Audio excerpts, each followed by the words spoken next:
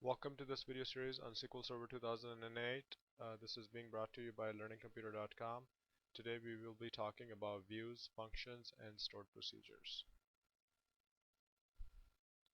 So as far as database programming is concerned, the important database objects in SQL Server are tables. We already looked at these in one of the other video training sessions, and the important thing in tables besides the columns and fields is primary and foreign keys. Today we will be focusing on views, functions, stored procedures, and triggers. So let's start this session with views. A view can be thought of as either a virtual table or a stored query. So it's not a physical table, but rather a virtual table. It contains rows and columns from one or more tables, just like a regular SQL statement. The data in the view is created on the fly when the view is run, and it can be called from within a query, a stored procedure, or even another view. As far as the advantages of using a view, the views can simplify complex queries. They can be used as a security mechanism by granting permissions on a view and not on the table to hide sensitive information. So that's a very strong point regarding the views, that if you want to limit the usage from a table, you can create a view on certain columns to sort of hide the information from the user. Another benefit is code reuse and code simplification using complex T-SQL. So let's say if you are writing a select statement between maybe 4 or 5 tables using joins and certain conditions, every time you have to use that, instead of doing that, you can just create one view and then use that instead. Another advantage is to present the users with a table view of data stored in a base table. So when you create a view, essentially, like I said, it creates a select statement. So when you run a view, the output very much looks like a table, and so as far as the user is concerned, they are really looking at a table. So they won't necessarily need to know that this is a view as opposed to a table. Another advantage of views is that they can be indexed just like tables, and this will definitely lead to a performance increase. The one disadvantage of using a view is that they do create a little overhead, as you're adding another layer uh, between the output and the tables. And second disadvantage is that typically they're not updatable, and they need restrictions if you are gonna update a view. As far as the demos, we are going to be using the AdventureWorks 2008 database, which can be downloaded here at this location. I can just click on this location real quick to show you what does it look like. We did use this database when we talked about Transact SQL. We have a session on that where we just talk about simple select statements, simple T-SQL statements including select, update, insert, and delete. But here's the website. So it's by Codeplex. You can download different versions of SQL Server sample databases here. So as far as creating a view, there are two methods to create them. One is to use the SSMS, which is the SQL Server Management Studio. In this one, we will create a view. What we have done is we have added two fields to the employee table. One is called Social Security SSN underscore user, that has the Social Security information, and the second one is a salary column. So the objective is to create a view on this table and show just three fields: the first name, these fields, first name, last name, job title, birth date, and login ID. So let's go ahead and do that first. I do have the Management Studio up and running.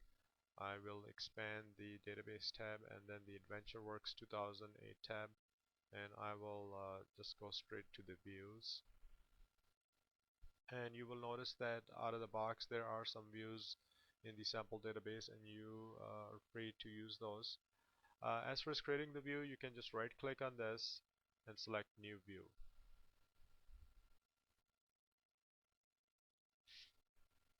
And then it will ask you, well, what table do you want to enter?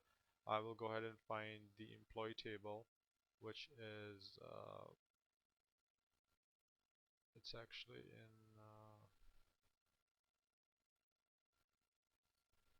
let's see, it's in human resources. So add this one, and then also the person table, which it's hard to see these, but let's add this one. There you go.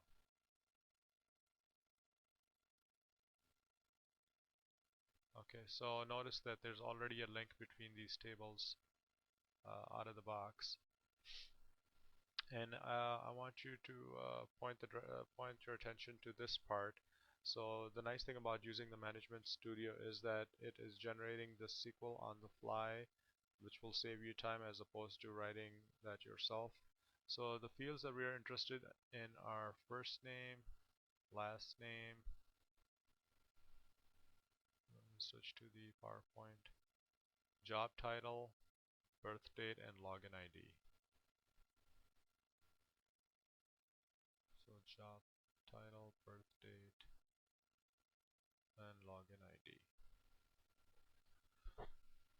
So I think those are all the fields we need at this point. I will go ahead and click on the exclamation mark, which will go ahead and run the data.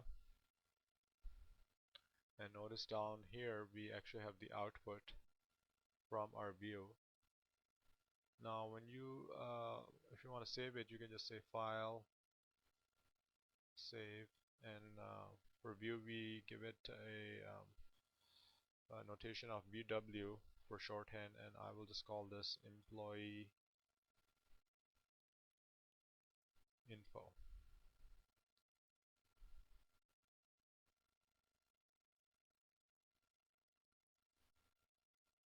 So that was it. We just created a view. If I refresh my views here, um, notice that we have this here. What I'm going to do is I'm going to open up a new query.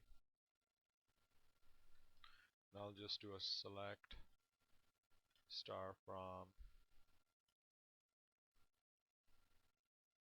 view employee.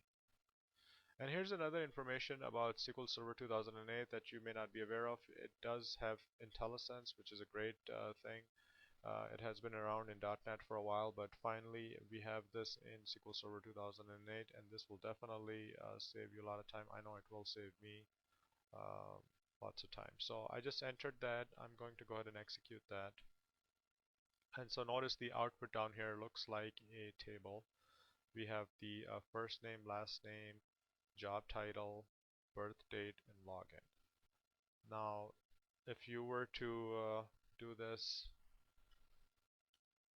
just from the employee table,